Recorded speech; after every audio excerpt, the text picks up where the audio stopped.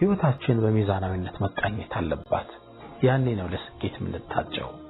እስልምና ምድርን ከሰማይ ስጋን ከመንፈስ ዱንያን ከአኺራ የማይለይ ውብ መለኮታዊ ሃይማኖት ነው።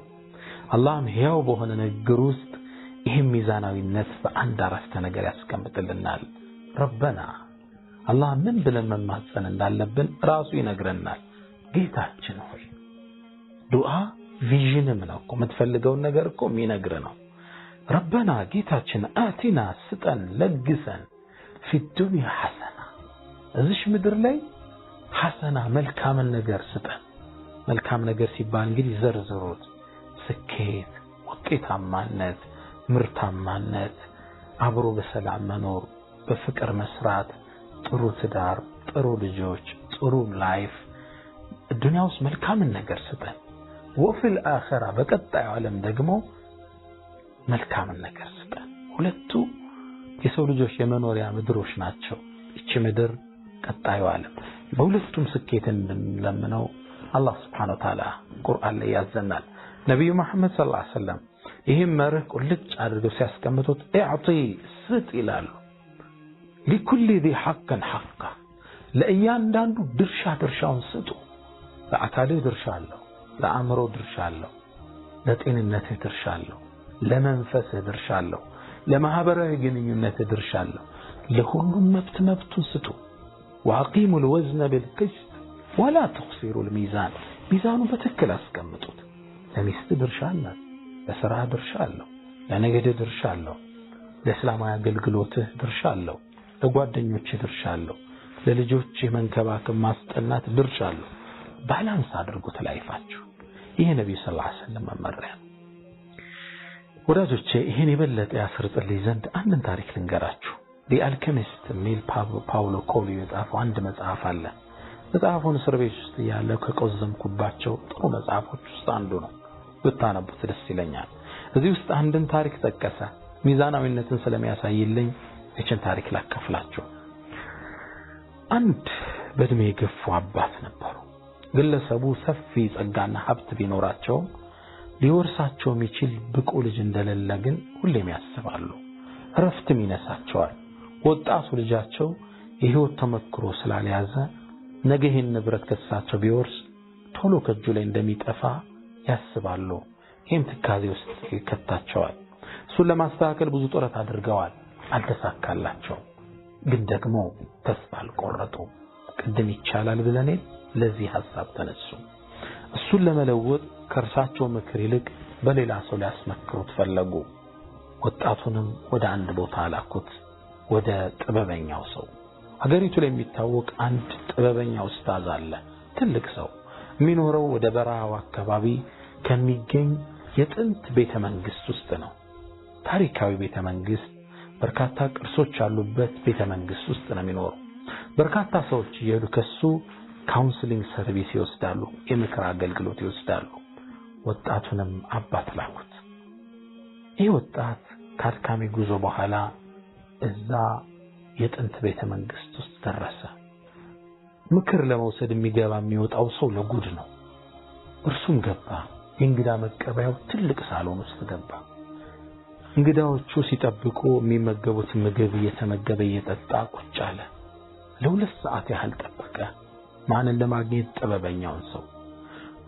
እዛ የታደመው ሰው ትንሽ ትካዜ እንዳይሰማው እንዳይሰላች ከርቀት ቆሞ ግጥም በሚያምር ድምጽ የሚያነበንብ ግለሰብም አለ።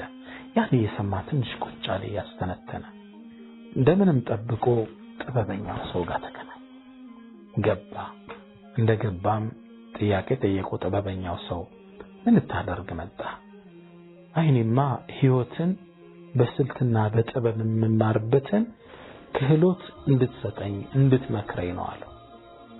ግለሰቡም ጥበበኛውም ሰው መልካም ጥሩ ጥያቄ ነው ያቀረብከው፣ ባይሆን እንደምታይኝ ብዙ ስራ አለብኝና እስከዛው ቤተ መንግስት ውስጥ ያሉ ነገሮችን እየጎበኘ እየጠበቅከኝ ከሁለት ሰዓት በኋላ ተመለሳለሁ። ከዛም አንዲት ማንኪያ ላይ ዘይት አደረገና ዘይቷን ማንኪያዋን ሰጠው። ባይሆን አደራህን ስትዟዟር ዘይቷን እንዳትፈስብህ ጠብቃታለሁ። ወጣቱም ትልቅ ኃላፊነት እንደተሰጠው ተሰማው። እሷን መጠበቅ የወደፊት ህይወቱን ለመጠበቅ ሚስጥር እንደሆነ ገመተ። ማንኪያውን ከዘይቷ ላይ ዘይት ያላትን ማንኪያ ይዞ ቤተ መንግስቱ መዞር ጀመረ። ደረጃውን ሲወጣ ሲወርድ ውጭ ሲገባ ሲመላለስ ትኩረቱን ግን ያደረገው ዘይቷ ላይ ነው እንዳትፈስበት። ከሁለት ሰዓት በኋላ ዞሮ ወደ ጠቢቡ ሰው ገባ። እንደገባም ጠቢቡ ሰው አንድን ጥያቄ ጠየቀው። ወጣቱ ደስተኛ ነበር፣ ዘይቱ ሳይፈስ ይዞት ስለመጣ። ይሄ ነበር ለሱ ስኬት የመሰለው። ጠቢቡ ሰው ግን ምን አለው? ዞርከው እንደ ቤተ መንግስቱን አለው። አዎ አለ። እንግዳ ማረፊያ ላይ ትልቁ አዳራሽ ላይ ግድግዳ ላይ የተሳሉ የተፈጥሮ ስዕሎችን አዕዋፋትን ሁሉን ነገር ተመለከትከው እንዴ? ወጣቱ ደነገጠ። እርሱ ትኩረቱን ያደረገው ዘይቱ እንዳይፈስበት ነው። ቤተ መንግስቱን አልጎበኘው። እርሻ አለው አስከትሎ እነዛ ለአመታት 10 ዓመት የፈጀባቸው የአበባ አስተካካይ ጋርደን ጠባቂዎች የሰሩትን መስክ ማሳየው አለው። አላየውም። ወጣቱ ትኩረቱ ዘይቱ ላይ ነበር። እርሻ አለው። እሺ አለው አስከትሎ የዓለምን ዕውቀት ሁሉ ሰብስቦ ያዘውን ቤተ መጻሕፍትስ በደንብ ጎበኘኸው? ሸልፎችን አያቸው አሉ።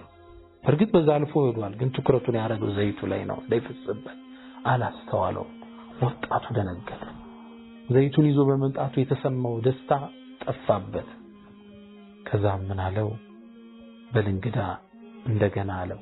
ዘይት ማንኪያው ላይ ያደረገና በል ተመለስና ቤቱን እንዳዲስ ጎብኘው፣ ቤተ መንግስቱን ውጣ ውረድ ተመልከተውና ተመለሳል።